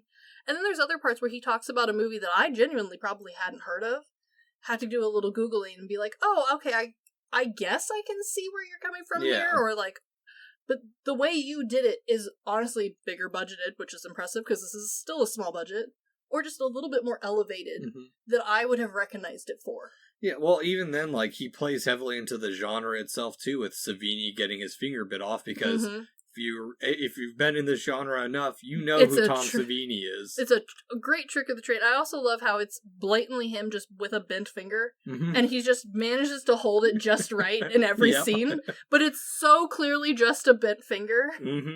Well, and that's what's great too, is that we finally have gore in this movie, like really, really gore 45 minutes into it, with also explosions for no reason. I love it. Which Rodriguez also wanted every location to go to get blown up, which is a nice little thing of like, there's no way back, there's only forward. True, and I do love how he talks about how, since they did film on a few actual sites and not just in sets, he had a few places that he wasn't actually allowed to burn down. And he talks about how most of the CGI in this movie is just an enhancement of other props and stuff that was happening, with the exception of the robot leg being, there wasn't a better way to do it. And then he goes, and then the fires, we weren't allowed to burn the building down. So the fire's fake. But pretend. Yeah, like, but it works. It looks fine, especially because the way that it's filmed, the angle we're at, how far back we are, you don't really notice or care. Yeah, and even if you're not paying it, if you're probably paying more attention to the explosions and stuff, but there was a nice little new development of something protruding from the infected's mouth, so it's like, okay, well, maybe they're a different type of zombie. This isn't our standard zombie. Very true. They're already much goopier than we're used to. Well, and also diverting expectations once the hospital's fully overloaded. The doctors bailing is a nice touch of like, the doctors usually would try and stay, but these ones are just such chicken shits. They're like, yep, time to go. You know, in retrospect of this movie, I can't blame them. But you're right. Normally, they're like either the first one's down because they're at site 0 usually, or you know they're like, oh, I can't leave my patients, so like they're part of the like fodder that dies. Yeah, well, and there's no, at this point, if you're trying to predict what's going to happen, you really can't, because the infected change every time we see them. The first time, they're your stereotypical zombie, ripping off legs, eating out Fergie's brain, that's stereotypical eating the brains. The next time we see them, they're staring at the barbecue joint, not doing anything. And then we saw the ones stuff coming out of its mouth, and then smearing the doctor. Like, they don't bite him, they smear the gore all over his face. And they feel both very stupid, but mildly, like, some of them seem still intelligent, because, like, there is thought process there on how we were going to torture this man, as opposed to just continuously trying to get to your goal. The speed of them is varied. Some of them kind of zombie walk around, and in other scenes they seem normal and fine. Yep. I kind of like that there is no rules, really, for the zombies. Because it's not really about the actual zombies in this film. No. It's more about how are these idiots going to survive? Well, and see, that's the thing, is it's done such a great job of making you kind of care for some of these characters at this point. Because that's my biggest thing with my not necessarily this genre of film, but kaiju movies and the American treatment of Godzilla films. Definitely. Where the Godzilla films I really like, it's when the characters are the focus. And Godzilla's a side, or he's the event happening, as opposed to, like, a main character. Yeah, but he's also symbolic of something, or he's the event that the human interactions take place around. Yes, like definitely. Shin Godzilla is about the slowness of bureaucracy. Godzilla -1 is a commentary on the throwing away of life. Yeah. And then, like, you go to the American ones, and the only reason the humans are even involved is because they were there at ground zero, and just like, I don't care that this child is now important to the world because she was there from day one. Yeah, no, I agree. I think it does make for a much more interesting story, and also gives you room to have all this creativity with what the zombies or Godzilla can do, because we don't really care if there's continuity between them. No. It doesn't really matter. We've seen the Trail of Blood. There's no continuity to this movie. No, there really isn't. Even when Dr. Dakota, the woman doctor, escapes, it's funny because she can't use her hands, and it's also amidst all this chaos, it's her little bit of comedy, and, like, even when, like, there's a lot of references, like, there's the Day of the Dead, guts being ripped open part. Very much so. And, very like, gushy. Ray trying to find her as well. There's all these little bits of comedy where he's avoiding, like, the blood sprinkler coming from one dude's neck. Yes. And the way he only finds Cherry is because of the one boot that would not have been sticking out, and it was only McGowan's suggestion that he only finds her because he recognizes the boot. Which is so silly. It's so movie stupid, but it kind of, it works because the audience recognizes her boot too. Well, and it's overacted in the right way compared to, like, Shark Boy and Lava Girl, where, like, True. The children acting in Shark Boy and Lava Girl tries to be serious, and the adults are over the top, where this is just everyone. Absolutely over the top. Yeah, everyone is crazy and over the top. And also, when they do replace her leg with the chair leg, he just stabs it in there. Good enough. Yeah. And there's also that little bit of humor where the peg is longer than the other leg. Yes. And also, like, it's sparking when they're escaping. Which makes no sense, because, like, what part of this wooden leg is metal? Well, and also in the truck that he crashed. Yes. Just a few scenes before. I'd forgotten about that, yeah. Yeah, and it's just like, now they're together forever, and it's like, yeah, baby, stay. Yeah, this is the, like, drama that their relationship needed, was a zombie apocalypse? Okay. Oh, yeah. Yeah. And even, like, when the doctor's going to get her son, we get introduced to even more characters, the babysitters who are horrible, and also Rodriguez's twin nieces. They're hilarious, and I love that there was a writing here, because she manages to get her son, head out, doesn't pay the babysitters, they're pissed off, and they come and they're starting beating up her car. Yeah. And they're crazy and they're psychotic, but the way that it's filmed, apparently enough people misunderstood the intent of this scene that he felt the need to be like, by the way, they're not zombies in this scene. They're just pissy teens. Yeah, I was exactly. Like, yeah, well, you did write a zombie film, so, like... it's hard to correlate. It is a little difficult to tell. And you haven't followed the rules with any of your zombies. Like, they don't have set rules. And honestly, having watched this movie now multiple times, I see it both ways, and it doesn't change the outcome of this movie either way. It does a little bit in the fact that they show up multiple times and they're part of the survivors. A little bit, but in the same breath, there's no continuity in this movie. We have a grand total of, I think, 50 extras. Half of them, like, knew or were related to Rodriguez. So the fact that I see multiple faces, and I've just programmed myself, especially watching 70 films, it was so common to only have, like, 10, 20, 30 people at max for your disposal. And so you're just gonna have repeat faces, and you're, as the audience, just expected to politely, like, ignore that. Yep. I was fully in that mode. I forgot that this movie had more people available and that I should be paying attention to the background actors to some extent. Yeah. That when they show up multiple times, I'm like, oh, man, they really got paid for this movie. Good for them. I had the same thing with the strip club owner. When he shows back up, I'm like, who the hell is this guy again? No, yeah, I assumed, I was so ready to be in that sort of movie space to just gladly and politely assume that we just only had so many people to work with. Yeah. Well, and on that as well, the kid in the movie is Rebel Rodriguez, famous writer of Shark Boy and Lava Girl. Of course, potentially one of the 5 that shows up the most in his movies. Yeah, but also, the way they play with it, too, is he's grabbing all of his pets, which are... his real pets. Rebel's real pets, which I think is kind of funny. I do, too. I also, especially after watching the last 2 family films with Rodriguez, it occurred to me that, Rebel's kind of a cool name. We talked about it. All of his children have dope-ass names, so good for them. What are they? Racer, Rebel. This is the one I'm not 100% sure how to pronounce. Rhiannon, Rocket, and Rogue. There's a theme. They're all ours. They're all ours, and they're all kind of silly badass names. But you know what? That's cool. It's better than whatever Elon named his child. Yeah, we don't talk about coding error. He also has 15 kids, so oh jeez, we don't talk about that. But everyone starts accumulating now that the hospital's overtaken. The Bone Shack is apparently the last refuge of this town. Why not? Honestly, the reason why is because this is one of the only places we had left to film. There's only so many sets. There's only so many roads. Exactly, and reading back up at the strip club's kind of dumb. It'd be weird. Be funny, but it'd be weird. Exactly. But, yeah, I love these cheesy moments of it's the all-or-nothing box that...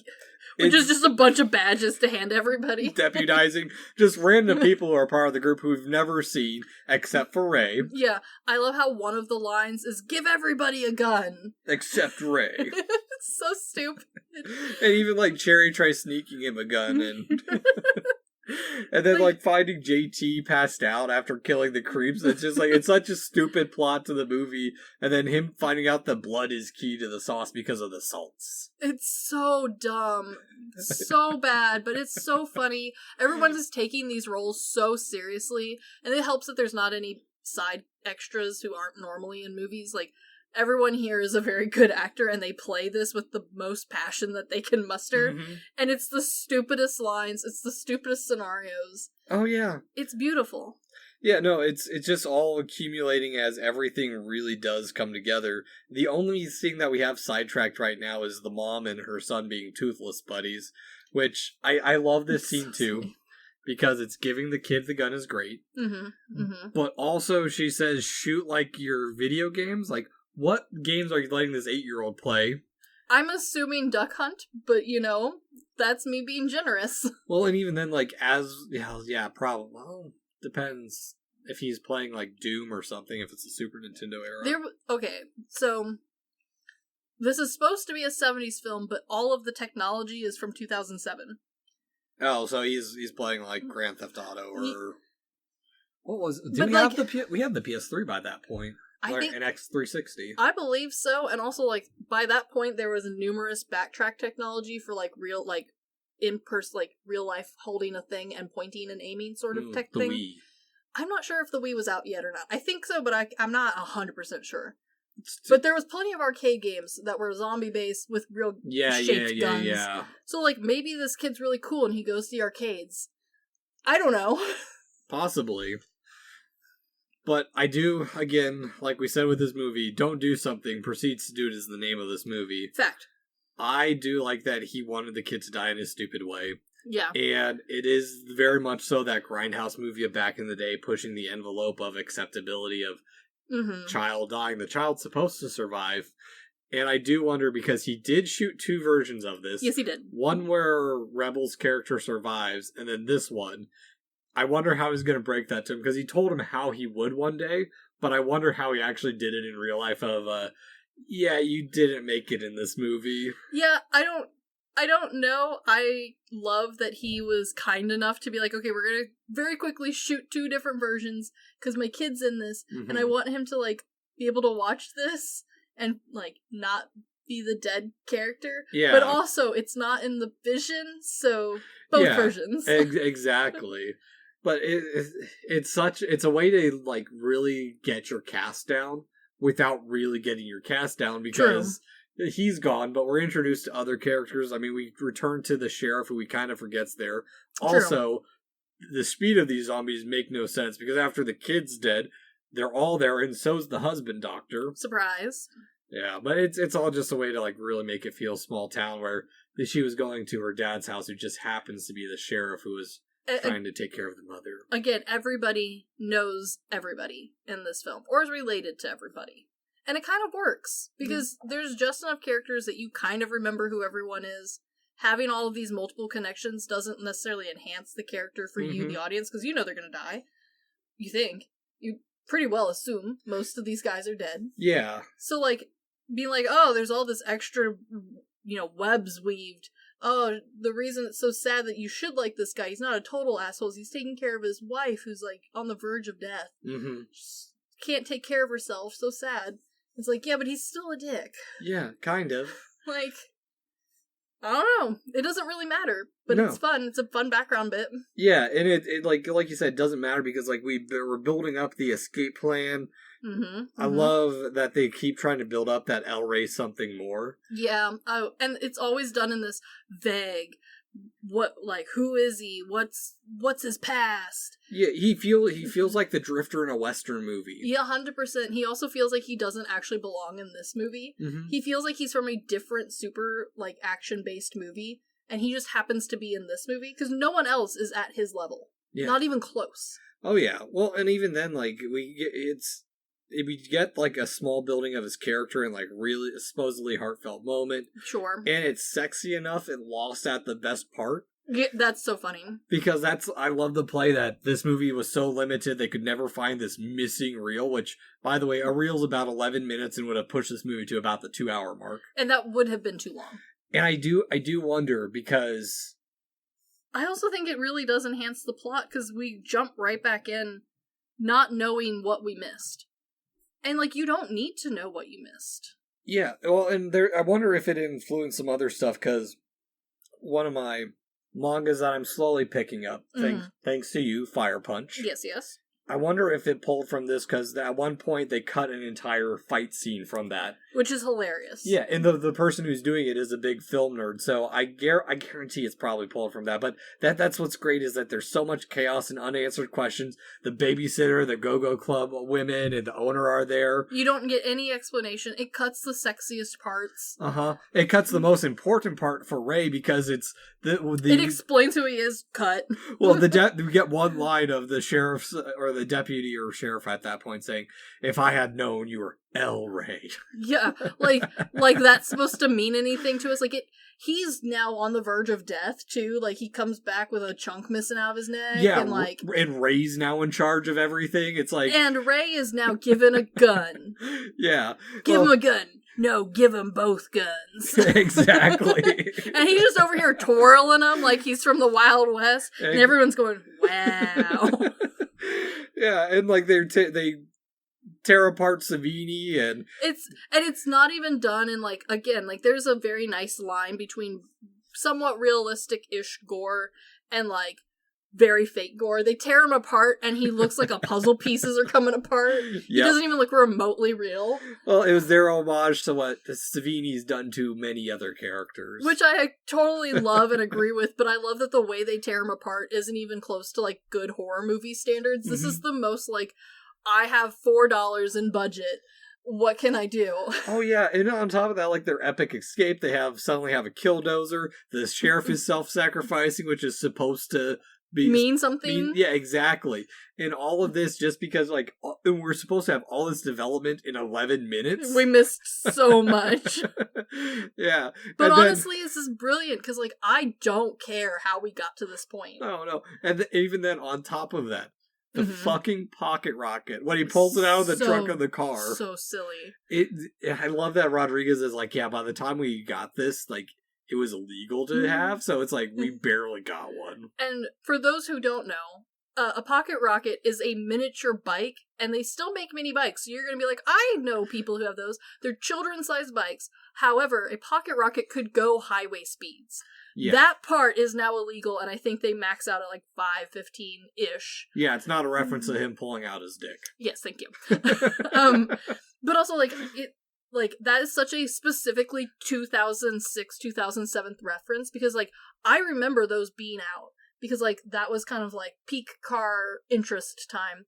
I remember friends being like, oh, I'm gonna get one of those, it's gonna be so cool, and, like, the moment any of us had saved up any summer, like, money, immediately illegal. Could not buy them. Yeah, I think we only saw them in YouTube because I was in Italy at the time. I don't think I ever saw one in real life. I think it was very much like oh, look at the thing. Ooh, don't you all want the thing? Could never get the thing. Mm-hmm. Immediately illegal. Had to go back to Heelys.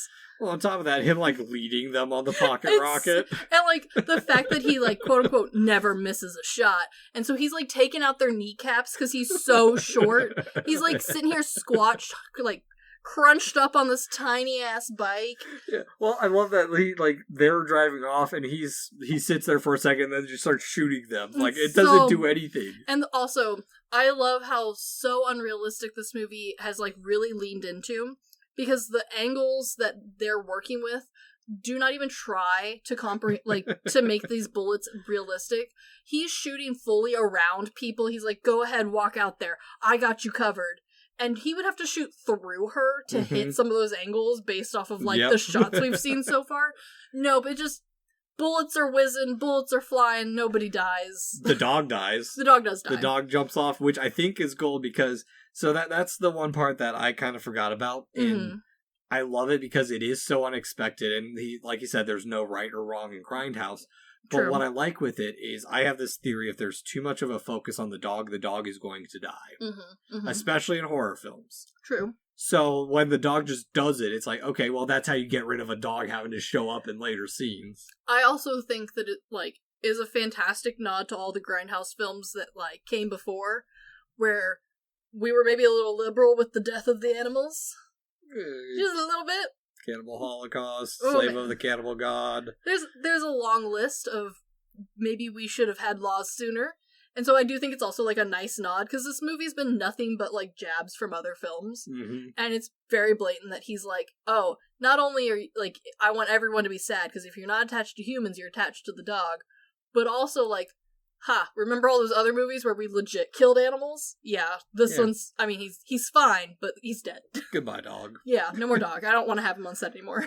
Well, even then, like, Saved by the Military that we forgot about is great, too, because again, Bruce Willis just walks out like it's his first intro once again, because it is. I forgot he was in this movie. Well, and I like that Rodriguez is like, yeah, we messed up here, you're not supposed to see the military, but I think that's what adds to it, is that it was a mistake and they just kept it because they couldn't refilm it. And it's fine, because I was so focused on the fact that I'd forgotten Bruce Willis was in this movie, that when we show up and he walks out like the villain, again, but in, like, the most stupid way, because it's not even, like, the first time, it's truly surprised. The smoke is hiding him, he's behind all of these, like, he's inside a truck in the back.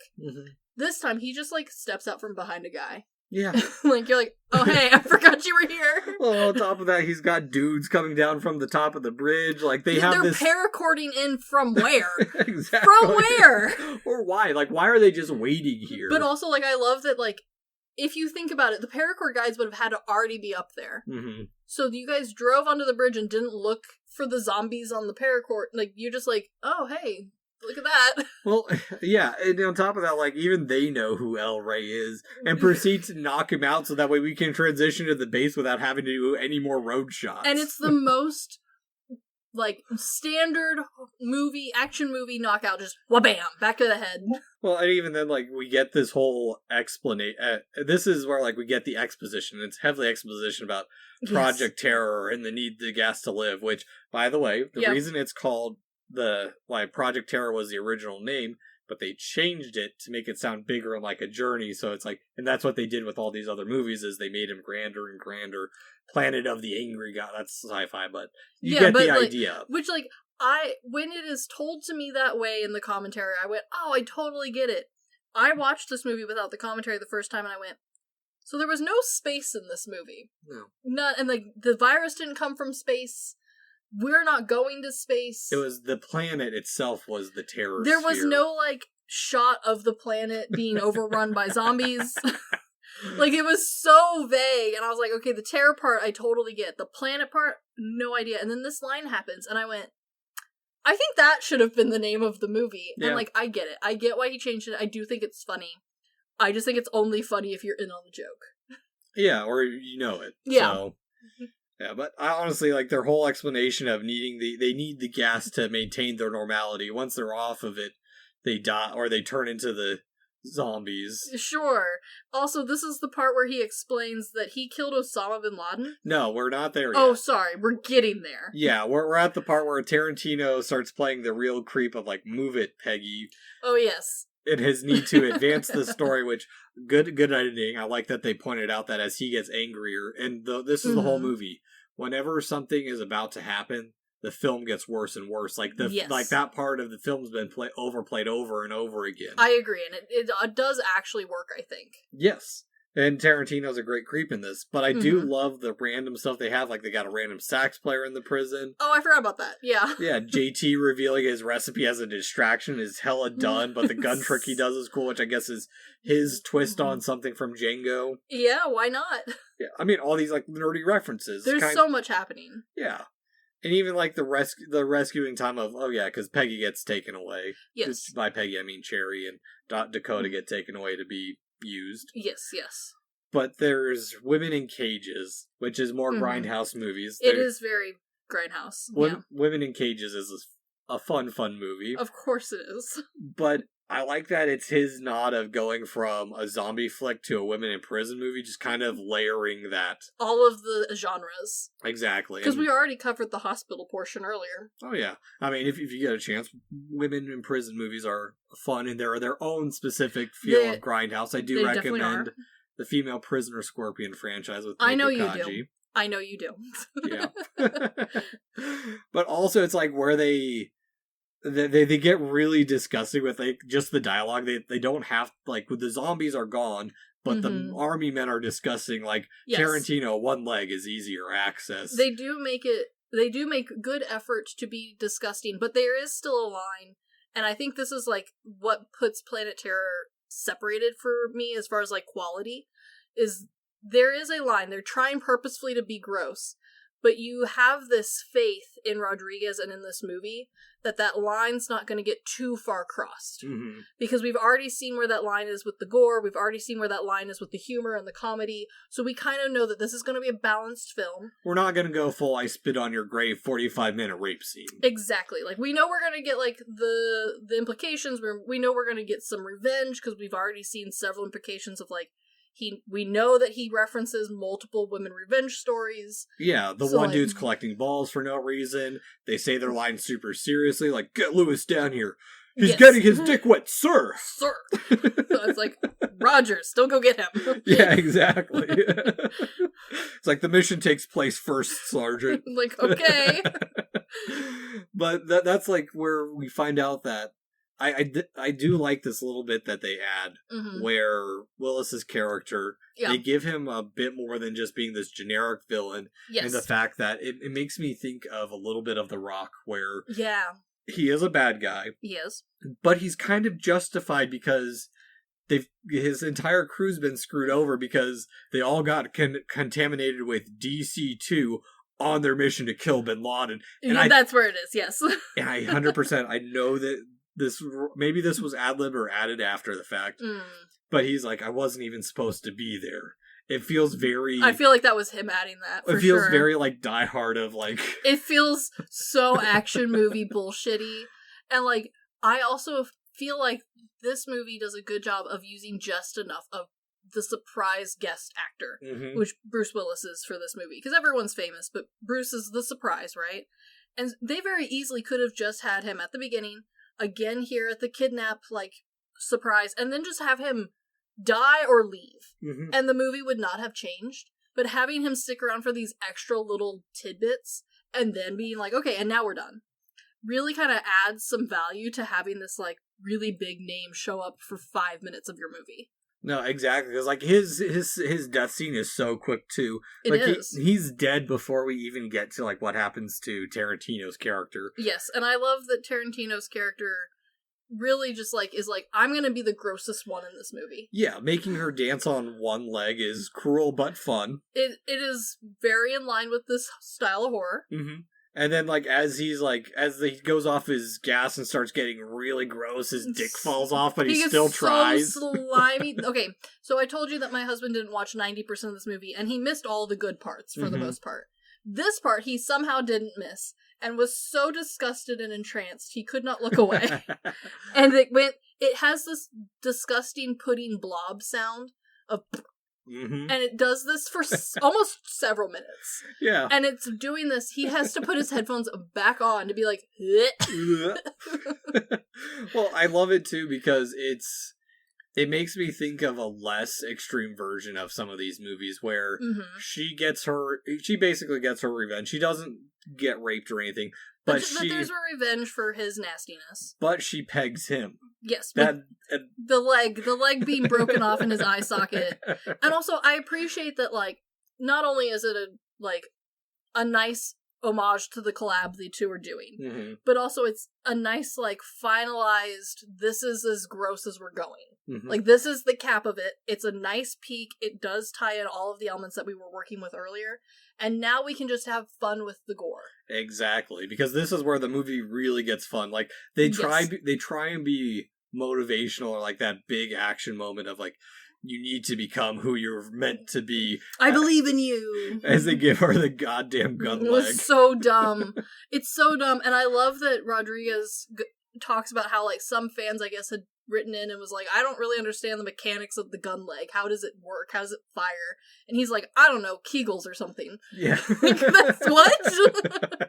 I don't think any of us know how the gun works, and clearly you don't. No, it's great. And it's just like the whole escape portion of this movie is great because it's like, there's no other way. We have to put our backs to the coast. We have this whole plan. And there's no sense. Just shoot. And of course, like, there's... And also, like, their escape plan also makes no sense. Because what do you mean you're just gonna go to the coast and shoot? Yeah. That doesn't make any sense. Because at least in other zombie films, they talk about how, like, oh, well, I've heard of a safe haven, or I know of a fort, or I know of a place that they can't go. They can't go in the water or something. Well, they're ground zero. They don't know the extent of where they can and can't go yet. Which would be the logic if there was logic in this movie. Well, yeah. But there's not logic in this movie. It's a Rodriguez film, and he's going to end up in Mexico. Well, because the guy who cuts off balls is like, he's just like, of course. The reason we're not infected is because we are the antidote. It's like, how do you know that? Exactly. Maybe it's so dissipated from this place that it's not there anymore. Like, there is no logic in this film. I love that, again, the zombies have no rules, no logic behind them, and it adds to it because if the moment you try and, like, work through the realities of this movie, it doesn't work because, again, this movie entirely exists in this void of dumb horror 70s. Yeah.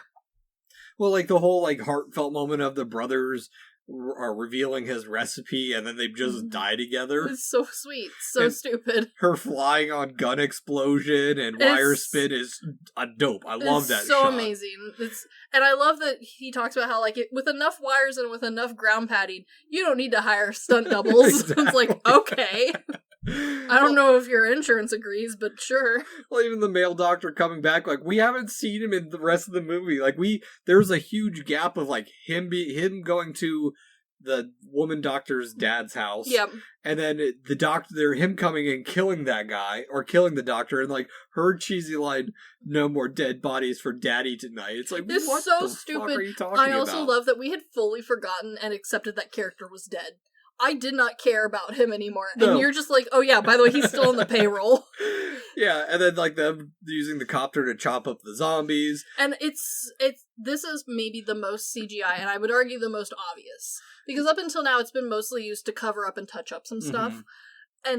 Or enhance some goop. This is the one where you're like, okay, the helicopter's a bit much, but again, at this point we're going so fast, the action is happening so quickly, the one-liners are just flying from people's lips. Yeah, El Rey dies. For just For fun, really. Yeah. Well, and even I love how cheesy and dumb this movie is too, because when he touches her stomach and says, "I never miss my shot," it's like so stupid. And it only gets more cringy the more times you watch this movie. Oh yeah. Because the first time you watch it, you're like, okay, weird, but sure, and then you get to the end, you're like, oh, that was bad. The next 2 times you watch this movie, you're like, oh, god damn it. But she will never not be a badass. That back arch to dodge the rocket is great. So good. But because it brings back her quirks of her useless talents. Yeah, and they are truly leaning into those talents. Granted, it's very unrealistic, but it feels like true useless talents that happened to be useful. Granted, there's a lot of, movie magic on how she's not missing shots with her machine gun leg, doesn't have to reload, and can somehow fire and stand. But, don't worry about any of that. Yeah, and I love that they just follow the plan, there's no deviation. We get kind of an epilogue of... Oh, and it's so... Okay, this is the part of the movie where we go from being a 70s action horror film to a 70s romance film. And it's specifically the romance films that you can tell that Rodriguez grew up watching. Because we are on the coast... We're in the most beautiful part of Mexico imaginable. She's dressed all in white like she's the goddamn savior now. Riding a horse. With a machine gun leg now. But she's still a badass because she takes out a zombie or 2. And then she turns around and she has flawless makeup and the cutest little baby strapped to her back. And it ends with this picturesque romance scene that you normally would see from these big love stories that would have played on TV back in the day. Yeah, well, and I do wonder, because there's other movies I've seen in a similar style. Yes, I agree, and I think all of them are ripping from the same source of those big romance films that happened to be on TV that we all watched. Oh, I was thinking more of the Machine Gun, because there's another kind of Grindhouse-y style movie, the Japanese film, The Machine Girl, which came out the year later. Which happened to be similar. Just in the style of the gun. I mean, Tarantino's is much better quality than this one. Sure, more money. And physical versus CGI. But at the same time, it's just I wonder if they pulled both of those from Django or something. Maybe, and because again, but Django was pulling from the other romance movies that were around it as far as the ending and how romanticized it was, pulling from those Mexican and Latino movies where the big passion would have happened. The end would have been this big lost longing, this unrequited love because someone's dead. Yeah. So everyone's always dead at the end of those movies that you were supposed to they were supposed to be happily together. Now they're dead. Yeah, the male partner dies for his woman. And honestly, it's a trend that we see in not just these type of movies. We see this trend in a lot of action movies because they all pull from this idea. A great example, a film that has nothing to do with this film, but similar ending would be Van Helsing. Yeah. It is a trope, it is a trend, and at this point I expect to see it in action films because it has become so embedded and intertwined with the two. Yeah, I can see that. I mean, it's a solid ending for what is another cheesy garbage movie. It's a beautiful ending because it answers nothing. It leaves so much up to question, but it wraps it up and is well, we'll never know what happens. Yeah, and it's one you can tell that they just had fun with making this movie. I watched a movie over the weekend called Murder of a Cat. Yes. And it was kind of the same line of it was just a cheesy movie that knew what it was played into the tropes, and you could tell that the cast and crew just had fun making the movie. And honestly, most of the time, that's the kind of movie that I want to watch. I understand wanting to watch some of these bigger ones, some of these more impactful movies, especially recently. I feel like that's what we get is these big, very elaborate, very expensive movies. They look great, but the ones I want to rewatch, the ones I want to spend my weeknights being brain dead to, are this sort of nonsense. Exactly. And that's the thing too, is while we like watching that garbage, of the ones, Planet Terror is definitely the more... I don't want to say intelligent because they all have their own sources, but intentionally playing on the genre instead of being the genre. It's one of those things where it's it is the genre, but it's also intentional in it. Whereas other ones are just this is just a garbage movie to be garbage.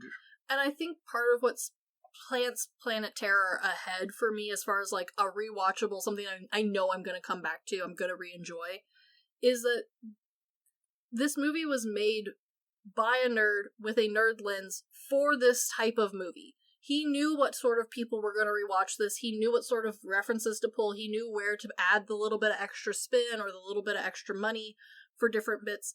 And I think it all pays off because I watched this movie 3 times this week, and honestly, normally by the 3rd time, I'm really tired of a film, and I'm just getting through it for the commentary or the behind the scenes. Yep. I enjoyed all 3 of these equally, and that's saying something for, a bad grind, because usually I will enjoy the genre all day long, but I don't rewatch the same one every single night of the week.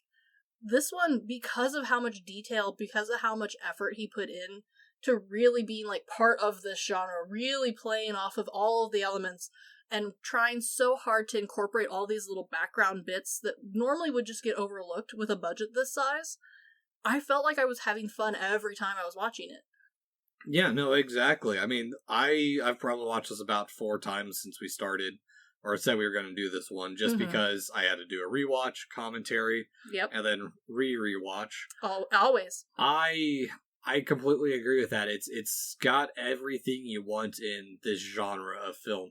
It's sexy enough without going too far. It's extreme enough without going too far into the actual animal murders and the rapier ones, and it's and I think that's also kind of the nice balance. And granted, you and I are willing to explore pretty much a wide breadth of film.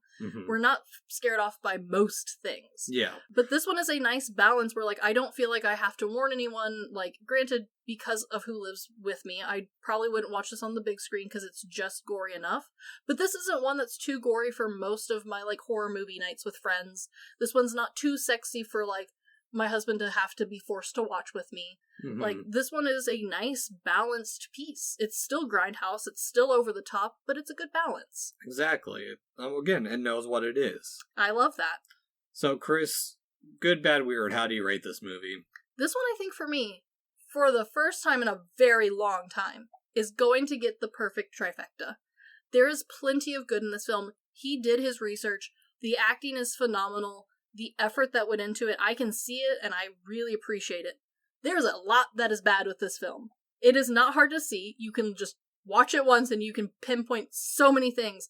And there's a ton that's weird, but it's weird in that fun mix of good and bad. The CGI and the practical props come together in this beautiful visual mess of a movie. For me, this is the perfect trifecta. I am 100% agreement with you with that. It hits everything for me, and I know I've been a bit more lenient with the holy trifecta on my side. That's okay, though. But that, like you said, it has good bits to it, especially for us who love the genre to begin with.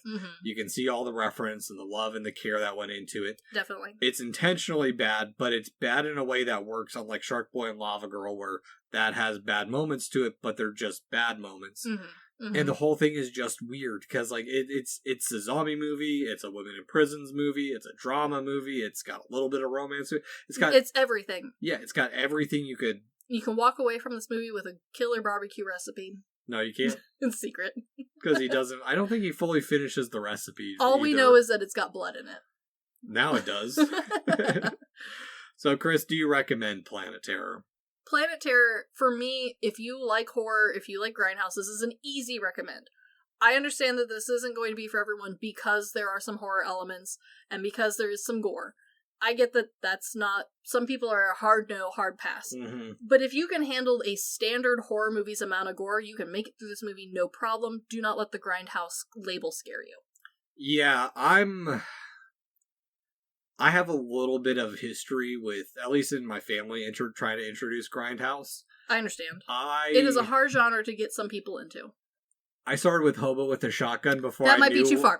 I started with that without knowing what grind. This is back in the early days of me getting into the movie, and I loved Hobo with the Shotgun. So I'm like, I feel you. Let's all sit down to watch this. So we watched this, and just after that, they're just looking at me like, what the fuck did you just make us watch? And it's okay. I had the same problem with Weird Finch films for a while. And then this is going to be the exact same thing for me. Is I'll be hit and miss on who I introduce this to. Yes, this is not for every single person, for sure. And I have to preface this with, it is going to be a garbage. It's going to be this kind of movie, guys, but I think you'll enjoy it. I completely agree. I think most people get scared off by the Grindhouse label because Grindhouse is known for very extreme movies, and most people are not that audience. We know who we are, and that's why they have the label. This one, I think, if you are a standard, especially nowadays, horror movie, the gore is not too much. It is not too far in the overly sexual area. The worst you're getting is a very, like, WebMD sort of penis and some tits. You will be fine if you like normal horror. Yes, I agree. So that's been Planet Terror. I enjoyed it immensely. I do too, and I am excited for what we're doing next week. As obviously, since we're doing back-to-back, we're crashing into years next week with a full episode in rare form. We're not having a mic review in between. It is going to be Tarantino's portion of the flick, Death Proof. So. We have to. We ripped on Tarantino so much in this film. He did such a great job. He was such a good trooper. Being teased to death here. Now we get to tease him more on his next film. It's also our first Tarantino flick, so... That's true. We finally get to talk about the man. Yeah, so... Anywho, this has been the Good, the Bad, and the Weird podcast. Thanks for listening. Peace!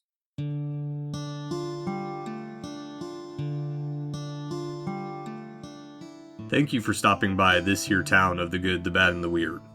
We appreciate your listenership, and if you want more of our takes in your life, feel free to check us out on social media at The Good, the Bad, and the Weird Podcast, or TGTBTW for short. As well, if we missed a fact, your favorite part of a movie, or just have a suggestion and want to reach out and say howdy, feel free to email us at tgtbtwpodcast@gmail.com. And feel free to join our Discord at The Good, the Bad, and the Weird Podcast, where we talk about movies, just share random banter here and there. And always, check out our podcasters, streamers, or any other content creator we shout out in our episodes. We really appreciate it. And as always, thank you for listening. Peace!